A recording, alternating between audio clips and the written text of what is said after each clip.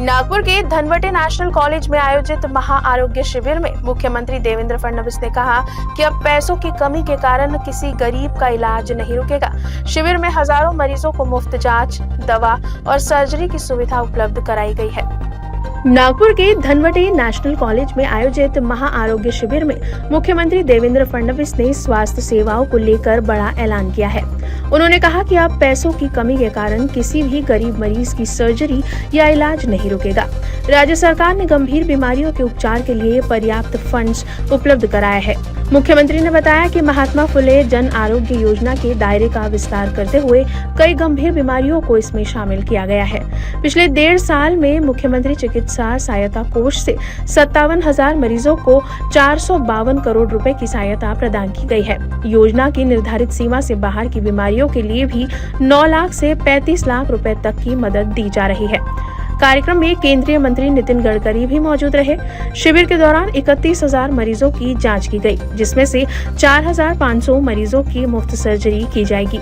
साथ ही mobile clinic, ambulance और दिव्यांगजनों को व्हीलचेयर्स भी वितरित की गई। सामान्य गरीब माणसाची नाही आहे आणि म्हणून अशा सगळ्यांना मदत करावी या भावनेतून माननीय मुख्यमंत्र्यांनी विशेषतः त्यांच्या योजनेतून अनेक ठिकाणी मदत केली आहे। डायलिसिसचं काम असेल किंवा प्रधानमंत्र्यांनी 1.5 ते 2 लाख रुपये कॅप्सूलची किंमत आहे आणि इंजेक्शनची किंमत पण 2.5 ते 3 लाखाच्या पर्यंत जाते। अनेक लोक त्यांना मरण पत्करावं लागतं, पण हे औषध घेण्याची क्षमता नाही आहे। महाराष्ट्र सरकारने आपल्या भागात मोठ्या प्रमाणात फार्मास्युटिकल इंडस्ट्रीज आहेत, पण त्याचं जे इंटरनॅशनल पेटंट आहे त्याची किंमत जास्त असल्यामुळे आपल्याकडे कॉस्ट जास्त पडते। पण जे अनडेव्हलप देश आहेत तिथे पेटंटची रॉयल्टी काही लागत नाही, त्यामुळे बांगलादेशमध्ये त्याची किंमत स्वस्त आहे। संदीपजींच्या नेतृत्वात एक अतिशय उत्तम अशा प्रकारचा कार्यक्रम घेण्यात आला आणि या महाआरोग्य शिबिराच्या माध्यमातून 31,000 रुग्णांची तपासणी आणि तपासणीनंतर जर त्यातल्या काही लोकांना कुठल्या उपचाराची आवश्यकता असेल तर ते उपचार देण्याची व्यवस्था अशा पद्धतीने हे शिबिर घेण्यात आलं।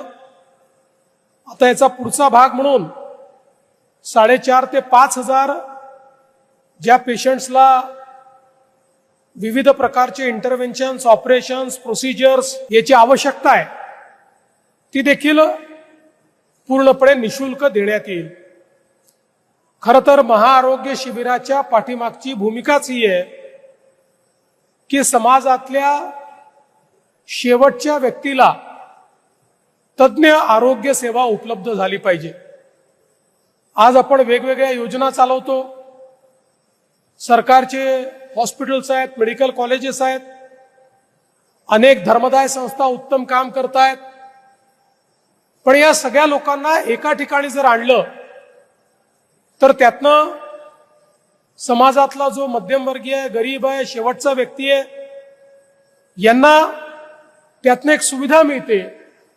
एका छताखाली सर्व प्रकारच्या इंटरव्हेन्शन्स करता, सर्व प्रकारच्या व्याधींकरता तज्ञ डॉक्टर त्या ठिकाणी मिळतात आणि चांगल्या पद्धतीनं कुठल्याही व्यक्तीला पुढे जर उपचार आवश्यक असतील तर त्याची दिशा देखील त्या ठिकाणी मिळते। आणि म्हणूनच हे महाआरोग्य शिबिर एक प्रकारे लोकांकरता वरदान म्हणूनच या ठिकाणी या शिबिराने काम केलं।